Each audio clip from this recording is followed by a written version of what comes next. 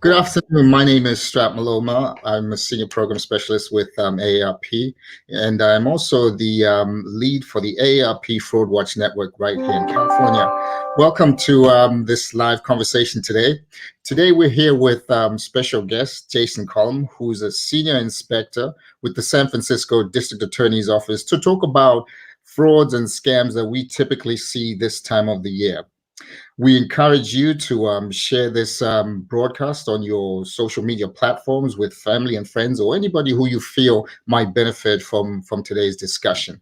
We also invite you to share your comments and your questions in the chat feature. And at the end of today's conversation, Jason and I will do our best to try and answer your specific question.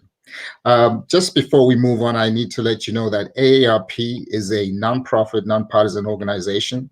We work on behalf of 38 million members nationally and 3.3 million members right here in the state of California to enhance the quality of life for all as we age. And protecting folks from financial losses and fraud and scams is one way that we do that work. To that end, we're thrilled to have Jason with us today to talk about the types of frauds and scams that we typically see this time of the year. Jason, welcome to today's conversation. Strat, thank you very much, and thank you, AARP, for inviting me to this important event. And I want to let your audience know that San Francisco District Attorney Chesa Bodine is committed to crime prevention and also the assistance of crime victims. And he can't be here today, but I'm very proud to be representing my office here today. Thank you very much for being with us, Jason. So before we jump into our conversation, let's just kick this off. Pat, could you give us a little bit of an understanding of what role you play as a senior inspector with the San Francisco District Attorney's Office in preventing frauds and scams? Absolutely. And I want to explain that I am a full-time state sworn police officer, and I've been working as a detective in the horizontal prosecution of San Francisco District Attorney's Office for 9 years now. And my work as a detective with the District Attorney's Office differs from a detective's work in a police agency in that my partner, it's not another sworn member, it's not another police detective, but rather I work hand in hand with an assistant district attorney. And what that means is that I carry a case from the beginning to the end. I go out, I speak with the victim, take their initial statement in detail. I do the investigation with the DA side by side with me, deciding on charges and filing the warrant when necessary. I sit in on the jury selection. I help make the decision on who we keep on the jurors. I sit through the trial as the number 2 seat, and I also provide expert testimony when necessary. And I'm also there for sentencing and restitution after the trial is over. Why this is important is that I become the single point of contact for all the victims and their families. I arrange their transportation and their lodging, even victims from overseas. I oversee their arrangements. And what's nice about that for seniors especially is that when it's only me that they have to deal with, they understand that anybody else who calls them might not be on their side. For example, I've had defense attorneys calling, or defense attorney investigators calling my victims, or other entities like news calling my victims wanting to get a statement. But now my victims got my cell phone number. I asked them to call me first, and I'll vet all of those incoming calls for them. And of course, I provide free presentation to law enforcement groups, prosecution, and also community groups and AARP at least a dozen times a year. And the advantage of being at the DA's office is that I see a collection of cases from different police agencies, and I get a pretty good overview of them. Thank you very much, Jason. I must admit, I really appreciate hearing that. And I'm sure a lot of the folks joining us are also going to really appreciate knowing that there is somebody who plays that role, because I really think it's important for somebody who's going through that difficult time of trying to recover their money or trying to deal with a fraud or some kind of some kind of scam, to have that single point of contact to help them guide them through the process, as opposed to being sent from pillar to post and trying to have to navigate this big and complex system. Thank you very much for the work that you do in that field. Let's talk a little bit about Valentine's or romance scams. Valentine's Day is coming up. We're in February, and it's just a couple of days away. And I'm sure most of us are looking for those expressions of Valentine's. But I know scammers are also looking to take advantage of Valentine's Day too. It's only timely that we talk about it. So do you right now, something that we're seeing is that romance scams, although they happen a lot around this time, they typically do happen throughout the year, anytime, but this time is sort of a prominent time. We're also seeing, I guess, an increase in the amount of financial losses that are resulting from romance scams, especially amongst older adults, those 60 and over. Can you tell us a little bit about how romance scams work, what they are, how people can protect themselves against them? And start with that, let me just give you a few examples from the cases that have been on my desk in the last couple of months. First scenario, a lady in her 70s. She's quite a prominent member of the community. She gave me a call a couple of months ago, telling me that in her Facebook page, she has gotten an unsolicited contact, and they have since moved the conversation based on his persuasion into WhatsApp. And she called me to ask me, hey, you know what? I really like this guy, and it seems like he's going to be a really good fit as a life partner. Don't you think it's okay for me to talk to him, even though I know that there are a lot of scams out there? And I said, please forward me his picture if you don't mind. And once you forwarded me the picture, I did a facial search via Google and found out that this picture has been used many times with different names. And I communicated that to the potential victim. And she was really disappointed. But what's shocking to me is that when she called me, she was really looking for an affirmation that it's okay for her to continue this relationship. And she was very, very distraught when I told her that this might not be who you think he is. And to close, she even said, but he's good looking, and it would be nice to have him as my life partner. I ended up having to follow up with her for the next week. Every day I texted her, every day I called her to make sure she did in fact cease communication with this person. Another case that I dealt with recently is a female in her 60s called me, and first she explained to me that in 2018, she fell for one of these love scams and lost $25,000. Recently, this same person with the same photograph is popped up on her Facebook, inviting her to yet another private chat. And she saw that it's the same person. And even though it's a different name, she really wanted to rekindle the relationship that she had with him 2 years ago. So she asked me, do you think it's okay? And again, I said, no, it's not okay. And I explained to her how scammers would use the same picture and have different names, different profiles to lure their victims. And again, even after falling for this, she really wanted affirmation that this is okay. And lastly, another case that I've had, sister of a potential victim who was 49 years old, the victim herself. Sister noticed that the victim is borrowing money from relatives to a tune of over $100,000 just within a 2-3 week period. Sister asked this victim, hey, what's going on? Victim finally disclosed that she met a man online, and he needed this money for various reasons, coming to America to visit her, open a new business so they can be set for life, etc. And the sister tried to convince her this is fake, this is a fraud case, and the victim didn't believe it. Sister begged me and asked me to somehow convince her. I asked San Francisco Police Department to send a patrol unit to the sister's house to explain to her that this is likely a scam and show her some videos that this is a scam.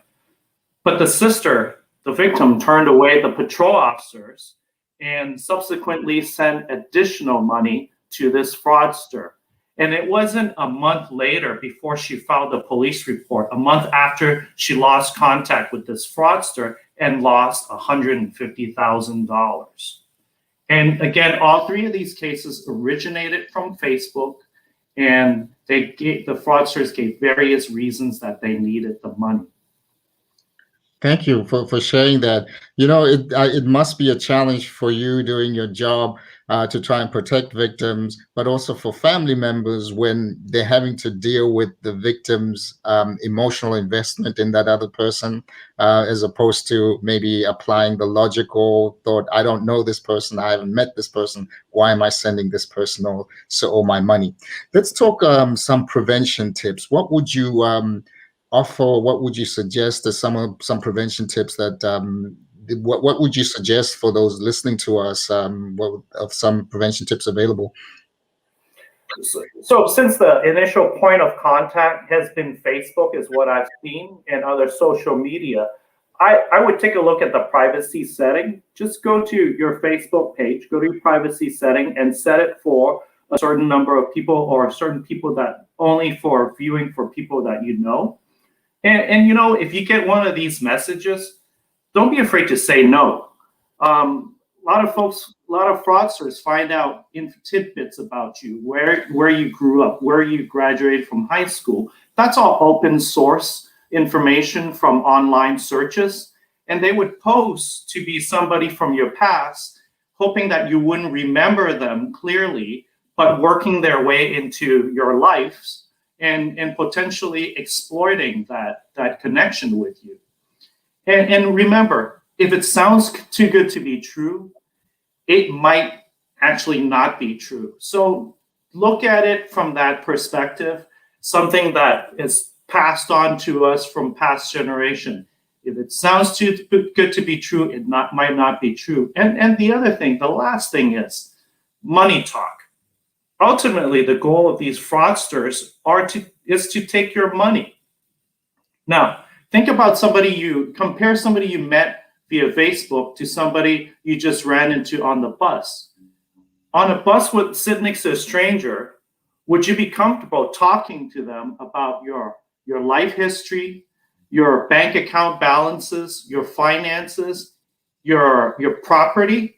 No, you wouldn't. It's the same thing with a stranger that you meet online.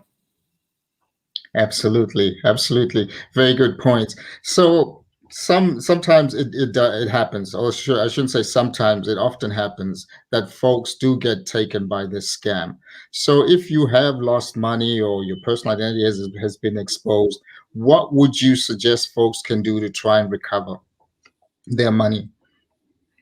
So in terms of, we deal with a lot of money that's wired to other accounts within the United States, and also a lot of money that's wired overseas. So one of the first things that I always ask the victim to do is, as soon as you can, walk into the bank and recall the wire. Some folks try to do this via phone, and they just kept being placed on different phone trees with different people who weren't able to help them. I always suggest be insistent, walk into a bank, and do not let them kick you out until your wire is recalled. It's their institution, it's their wiring mechanism. They need to help you in recalling this wire. And if they need a local police report to recall this wire, stay at the branch. Call the police and have patrol come over and take that police report and give you a case number, and the bank a case number in the bank. Number two is, if your money is wired overseas especially, file a police report with the FBI through ic3.org. The FBI has got legal attaches all over the world, and they have agreements with a lot of financial institutions to see some of these activities in some of these accounts without a court order. Time is of essence. filing a local police report. I've had victims who went to the police station and the officer says, sorry, this is a civil matter or something that we don't deal with, and therefore I will not go ahead and stamp a police report for you for whatever reason.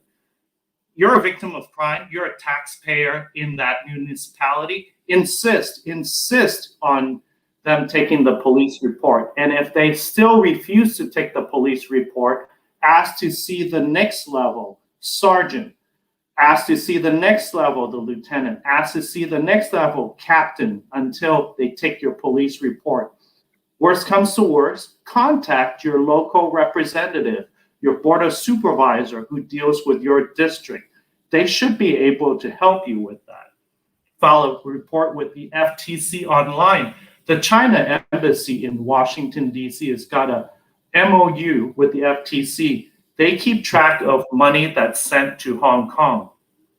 And if your money was sent to Hong Kong, as soon as possible, at the same time you file a police report with IC3 FBI, file a police report with the Hong Kong Police Force. And here are two links in the slide. The first link is a police report line in English. The second one is in Chinese. And the reason why you want to file a police report with them is because they also have the ability to reach out to the financial institution to seize activities from that account, and therefore allowing the victim time to recover that money from that account. Very important. And one of the resources, a 24-hour resource for all of us around the globe, is the next slide, which is the Anti-Deception Coordination Center out of Hong Kong. And that number below is a 24-hour helpline. They have police officers who speak English, Mandarin, and Cantonese staffing that line 24 hours. And they've been very successful in helping victims, whether it be corporation or private persons, recover money that was sent to or wired to Hong Kong accounts through a criminal enterprise. And they're important enough that, as you see in 2018, U.S. State Department Special Agent and I traveled to Hong Kong and met with the representative from the ADCC. And we kind of had a mutual understanding of what we do, and they agreed to help us. So please use that as a resource. Call them, and if you have any questions about sending money, especially to Hong Kong accounts. That's thank you, Jason. That's really impressive to have an international approach to finding this. And I guess for those listening to this conversation, I think it's really important to make this point that romance scams is not about romance. It's more about somebody trying to take advantage of a social connection to defraud you of your money.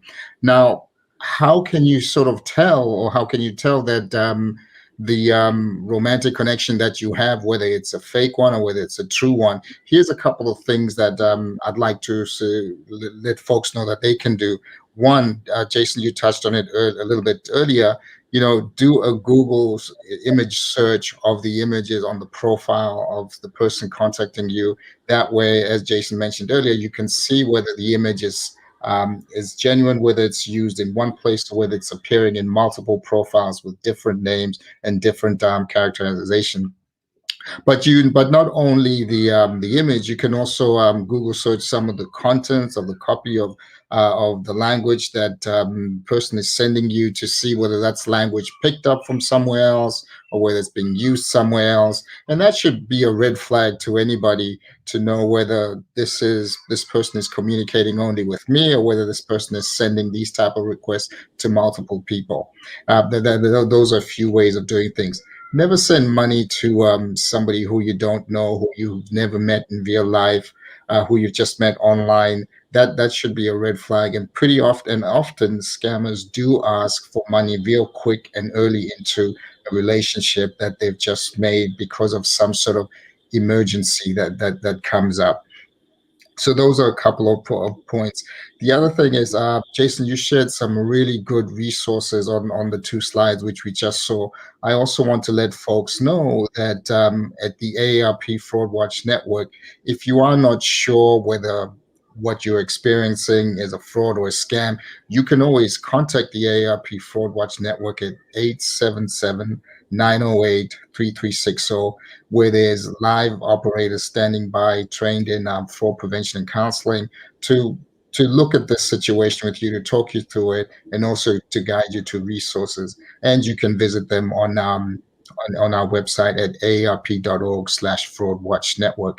Now, I believe we're going to see a video that gives us a little bit of that'll give you a little bit of a better understanding of what we do at the AARP Fraud Watch Network. So let's have a look at that. Visit AARP's Fraud Watch Network webpage. Our team of fraud fighters has real-world tips and tools to help protect you and your loved ones. Call the Fraud Watch Network helpline if you or a loved one suspect a scam. The helpline is operated by staff and volunteers with extensive training and experience fighting scams. You can stay one step ahead of scammers with bi-weekly watchdog alerts to have news on the latest scams delivered right to your inbox. Check out the scam tracking map. No matter where you live, fraud is never far away.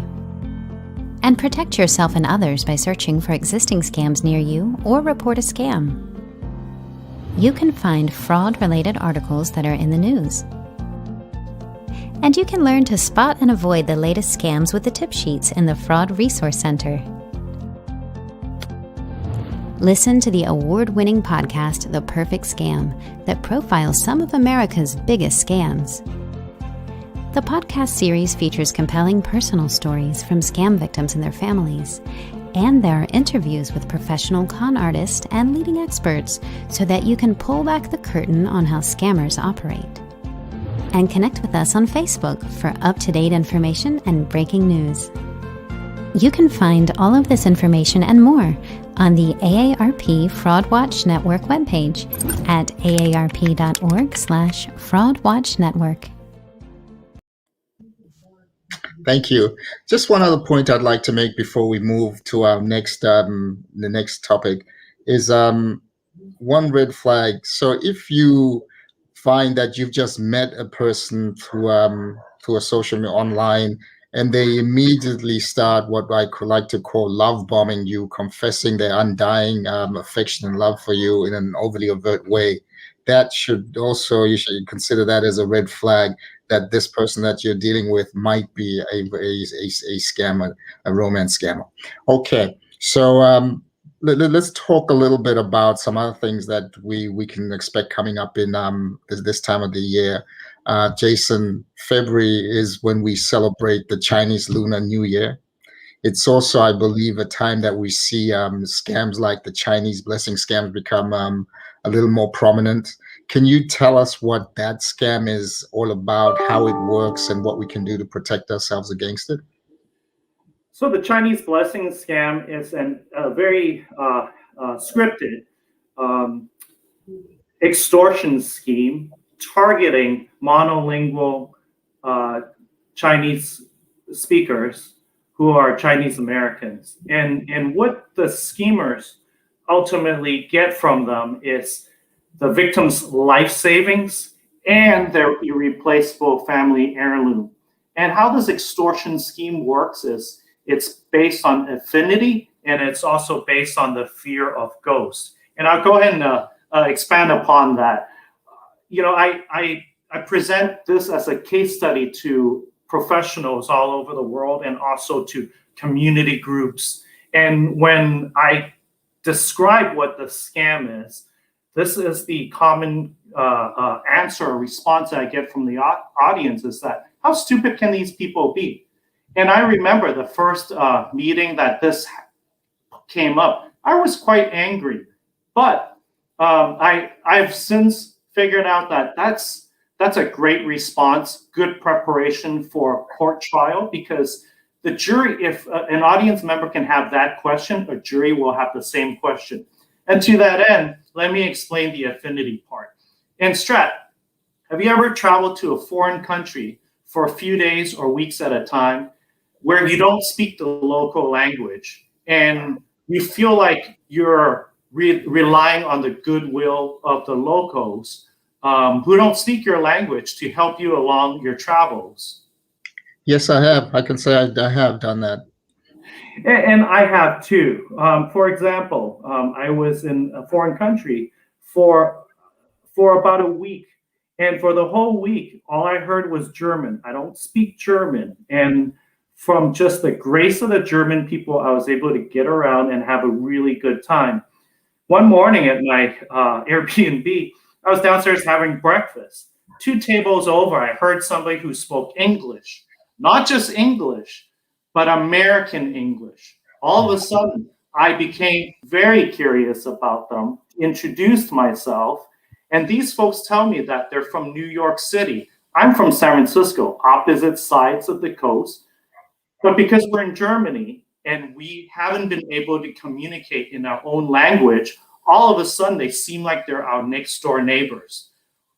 We shared stories about our kids growing up. We shared stories about places where we've been to. We even made plans for dinner that night. Wow. That's the type of scheme that the fraudsters use to reel in the blessing scam victims. It's the affinity part, having something to identify with them. The fraudsters have gone as far as asking their victims, "What's your last name?" And when the victim responds, fraudster says, "Oh my God, that is my mother's maiden name. We must be from the same village."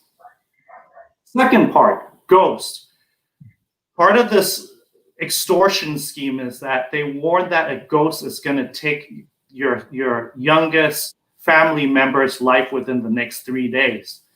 Well, juries always thought, well, how can a ghost take somebody's life? Well, just imagine this. In China, the ghost is used as a mechanism of social control, much like, if you believe it, religion in Western countries. Thou shalt not do certain things, or else something tangible is going to happen to you. Well, in Chinese culture, the ghost is that social control. At night, you tell kids, don't get out of bed and wander the hallway because there are ghosts roaming the hallway. Teachers have told school children, don't look outside into the trees while you're in class because there are ghostly monsters haunting those trees. And when they look at you, they'll follow you home and do bad things to you. That's how these fraudsters are able to scare their victims into turning over their life savings, their family heirloom for a blessing ceremony that's supposed to get rid of these ghosts. And to that end, I want to mention that San Francisco District Attorney's Office was the first in North America, US and Canada included, to prosecute these types of cases in 2012.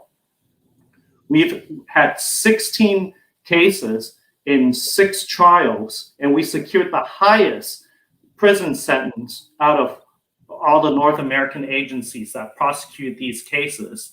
I provided expert testimony to Los Angeles County, San Mateo County, Alameda County, and Canada. And we're also a founding member of an international work group targeting this blessing scam syndicate. We are recognized by the Interpol and the US State Department as the leader in reducing these types of cases, not just locally, but also internationally. Thank you very much for sharing that, Jason. I was really curious to learn about the blessing scam. And what I typically tend to believe is that the more information we can share with each other about the mechanics of how scams work, the more that we can prevent them happening to the next folks who may not know about them. Because I'm sure you'll see in your line of work that if an emerging scam is successful and profitable in one part of the country or even the world, I'm sure it won't be long before it's actually happening in our part of the world. So thank you for giving us a very detailed explanation about how the blessing scam works. Let's talk a little bit about tax scams. we're coming up on tax season. This time, we are going to be, it's the time that we pull out all the old receipts and do all the paperwork to get ourselves ready. This year with COVID, I think we have a greater challenge doing that. We've also seen that we heard about the unemployment benefit scam that's been going on. So some of us may receive a 1099 form in our returns, and for benefits which they have claimed that we have claimed but haven't received, or somebody has filed a fraudulent claim for benefits in our name.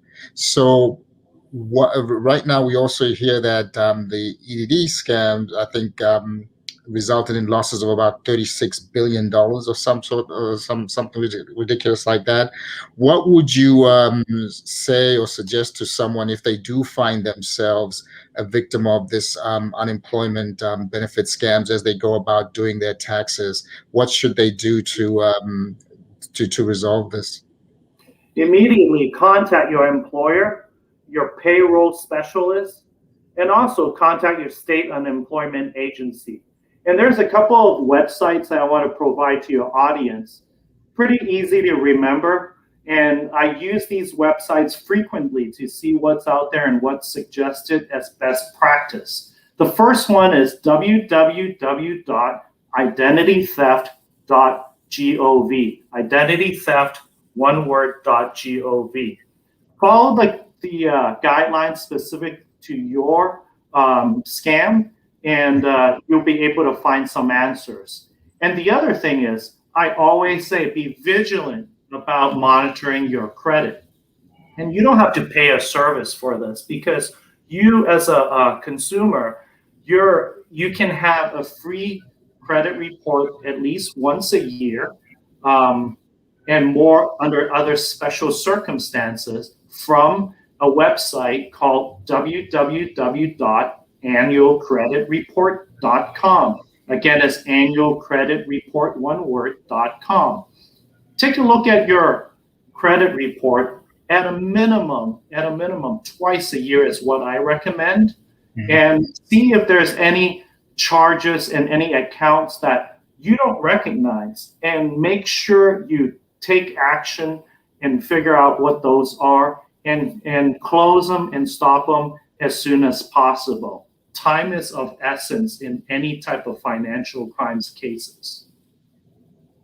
Thank you, Jason. Something else that folks may want to consider is also, opening electronic accounts, for whether they're banking accounts or whatever accounts you have, so that you can see in real time what's happening with your account. You may also want to consider freezing your credit with the credit reporting agency, so that we're not always using our credit, we're not always applying for it, but freezing it prevents anybody else who may have got your information trying to use open accounts using your information, or trying to use your credit profile. And then whenever you want to, whenever you find you need to use it, you can simply unlock it and it's available to you at the same time. But great suggestions there in terms of monitoring your credit and the websites that you provide. Thank you for that, Jason.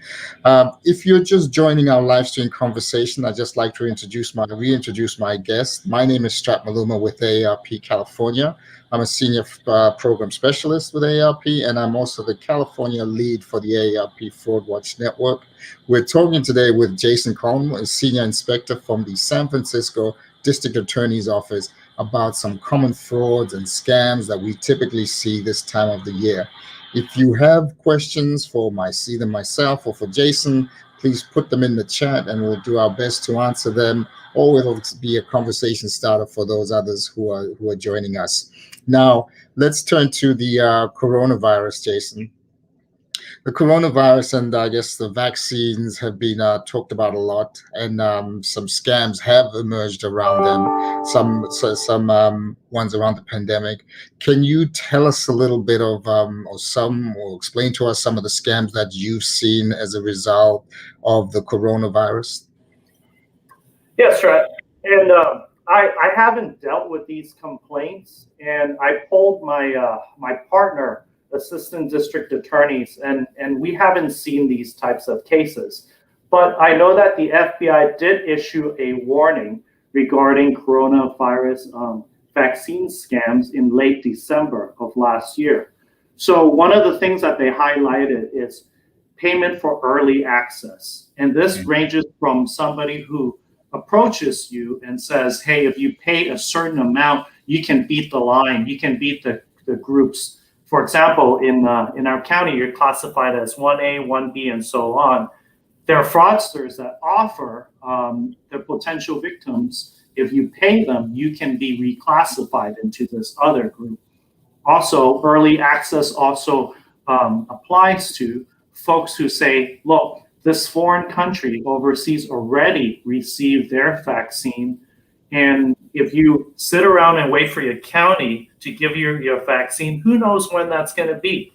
Pay us, send your money overseas, and we'll go ahead and send you the vaccine from our country. Well, you know, the problem with that also is you just don't know. It might be a counterfeit vaccine. You might not ever get anything. And just remember, it's something that you put inside your body. I wouldn't trust something that's mail ordered from an online source that you can't confirm. And also, medical providers or insurance company who offer or require additional medical testing or procedure in order for their patient to get the vaccine. These procedures are not necessary. The vaccine is almost free to most residents of the state. And so these additions and these add-ons are just something that the medical office or the insurance company are targeting victims to get additional money due to this pandemic. Fraudsters posing as government officials requiring victim to receive the vaccine. Well, part of that is demanding that the victim turn over personal information.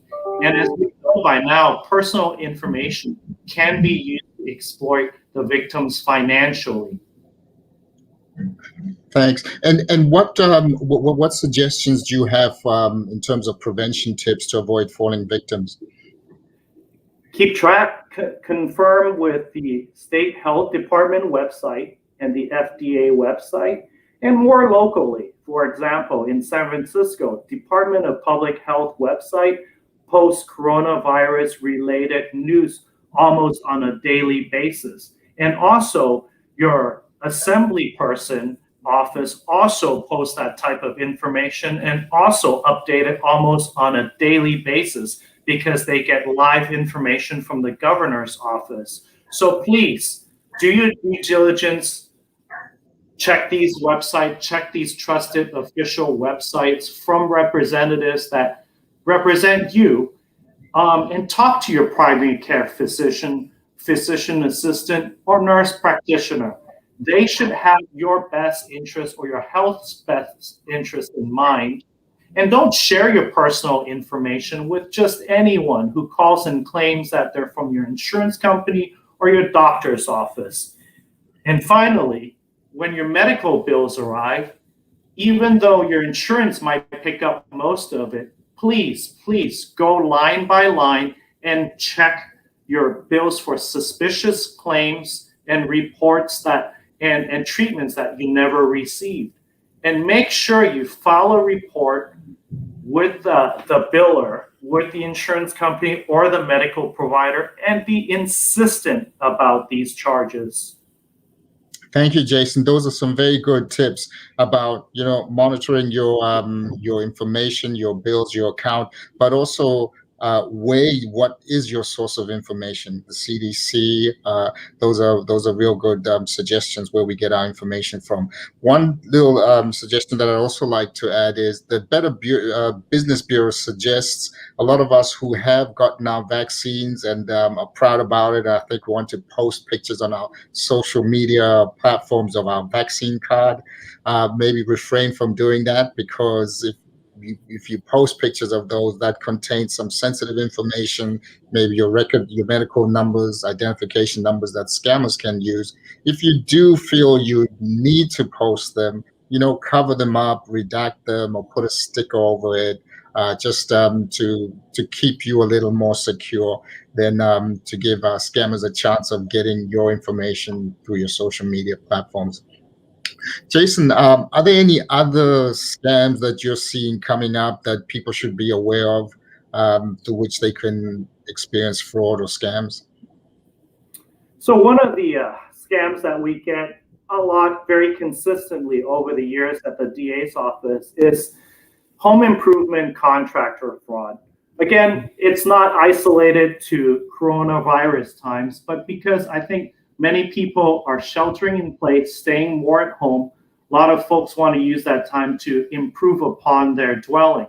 And what I've seen come across my desk in the last couple of months is example from a senior who paid $1,000 for down payment to paint his apartment, and the contractor or the unlicensed contractor, he found out later, never showed up to do the job. Another victim, same unlicensed contractor, upfront paid him $15,000 to complete the job. He never showed up. More sophisticated one, 2 senior elderly families, $60,000 tied up with this one contractor, paid him already. And turns out this contractor is unlicensed, and he was pretty smart. He used the license number of a neighbor's licensed contractor company. So basically, let's just say he's 123 Main Street, suite number 1. His neighbor, who's 123 Main Street, suite number 2, it's a licensed contractor. But guess what? This fraudster used just 123 Main Street as his license address, as his business address. So even though these 2 elderly victims actually did research on his license, because they saw the same address, they fell for it. Long story short, this case involved 5 years of our office pursuing them in court legally. And we finally got the settlement of $60,000 into an impound account, ready to repay the victims. Few days prior to the payment date, the restitution hearing date, the defendant in this case got into a car wreck and passed away. And so our victims were never made whole, even though we spent 5 years in court. We had the money in an impound account ready to go. Again, we talk about monetary losses, but I want to bring up that dealing with unlicensed contractors or folks that just do a bad job, it's a bad idea. They might mess things up in your house, leading to code violations. You as the homeowner or the property owner might be responsible for the medical expenses of the uninsured injured workers that these folks bring to your home. And you can potentially be living in a very unsafe dwelling. Thank you, Jason, for sharing that. Sorry to hear what happened to the person you were trying to help to resolve this. But I'm also happy here that there is restitution that you're able to get for your victims when it comes to situations like this. Let's talk about some prevention tips that you have, and I believe you have a slide that's going to come up to illustrate that. Affinity. Again, somebody who speaks your language, somebody who claims they understand you or they came from the same area you're from, or a neighbor used them. You know what? Do your due diligence, check their licenses through the CSLB website, which is listed there, or just call them. And CSLB will be able to tell you whether they've had any complaints filed against them. Make sure you get multiple bits and see the references yourself. Don't just call up the references that you're given. Go to the work site and see what they've done in the past. You want to document and record everything that transpires between you and this contractor, whether it be the initial agreement or any change orders along the way. Keep a good record. Have a binder. My victims who were able to get restitution, they kept really good records chronologically with canceled checks that went along with it.